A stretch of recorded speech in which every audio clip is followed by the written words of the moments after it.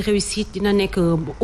ubbeeku boo xam ne day permettre ñu mën a xalaataat yeneen yoo xam ne dina mën a am njëriñ ci wàllu wu ni mel woowee mais malheureusement day am projet yoo xamante ne si dañu koy door mais après day am cassure ba xëy na attente bi ñu ci doon am résultat xëy na bi ñu ci doon yaakaar day am lu des du ñu ne amul mais day am loo xamante ni da ciy des moo tax da ciy am solo lool bu dara xewee li nga xamante ne si askan bi da ciy gis boppam mu amal leen njëriñ ñu mën ko mën a wéyal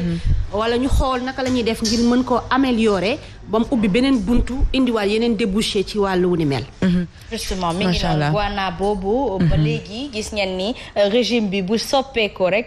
président Macky Sall ñëwoon na ak yoonu yokkute. tout à fait ñu waxoon ci ay mbiru mbay ay li ni mel. ba mbas mi ñëw nag bu ñu mbasee ba pare ñu door a gën a dëggal ni mbay mi ak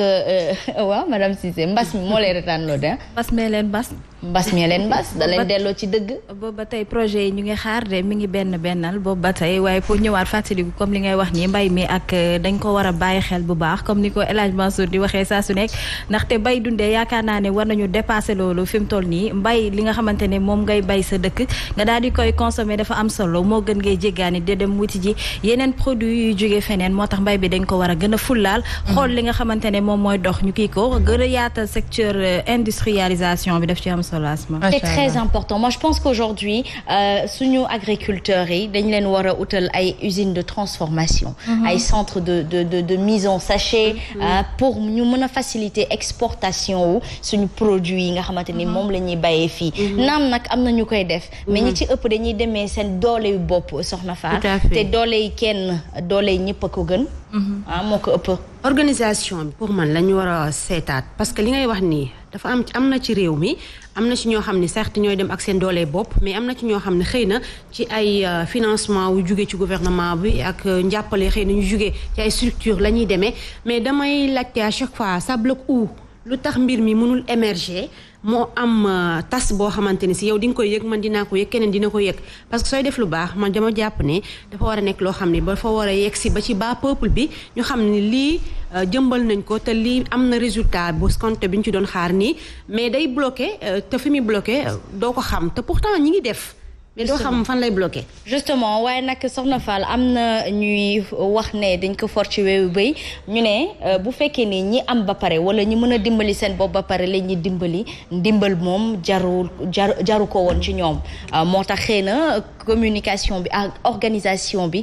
dese yegg ba ci askan wi ndax tey ki nga xamante ne mi ngi fële ci Njàmbur di bay wala mi ngi fële ci Richard Toll di bay kooku xëy na naam amul jotum xam fu deer di ne wala amul lu xëy na information amul sax télé ngir toog seetaan télé pour wala amul sax jotu toog seetaan télé ndaxte mbay mi moo koy gënal loolu moi je pense qu'il faudrait déployer des équipes yuy wàcc sur le terrain di informer li nga xamante ni les principales concernées Fatima Diop bu ko defee xëy na solution mën a am. effectivement par rapport ak cette situation je pense que ne duñu ci tàyyi di wax parce que ay jafe-jafe yu métti le monde rural bi di jànkonteel surtout les producteurs récemment rek bu ñu xoolee ci discours bu xalif général di Tidiane Serigne Babacar Sy Mansour mu ngi ñaaxaat ñi ne du gouvernement bi ngir ñu gën a jàppale waat ñi nga xamante ne ñoo di baykat yi parce que tamit yenn saa yi dañuy jànkonteel ay jafe-jafe yu métti jamono ji ñuy àddu nag lal nañ benn stratégie boo xamante ne ñu ngi ciy waxtaan ngir jëm ci wàllub commercialisation ci wàllub gerte gi exemple boobu lay jël parce que nekk na secteur boo xamante ne secteur bu doy waar la secteur la boo xamante ne à chaque fois da ngay gis ne dafay am ay coow surtout ci wàllu fixé prix gerte gi dinañ ko fixé nii arrangé wuñu donc je pense que il est important avant ñuy def li leen di commercialisation boobu ci secteur boobu ñu trouver ay solutions yoo xamante ne kenn du ci loru bañ a bàyyi ñi leen di étranger yi bu ñu ñëwee nga xamante ne dañuy yàq marché bi ak marché parallèle bi également. justement ci 2017 la ñu àddu daal di fàttali rencontre bi ñu amaloon fii ci réew mi diggante comité de l'union économique et monétaire ouest-africaine maanaam UEMOA sur la mise en œuvre de la politique commune dans le domaine de la paix et de la sécurité. gis ngeen ni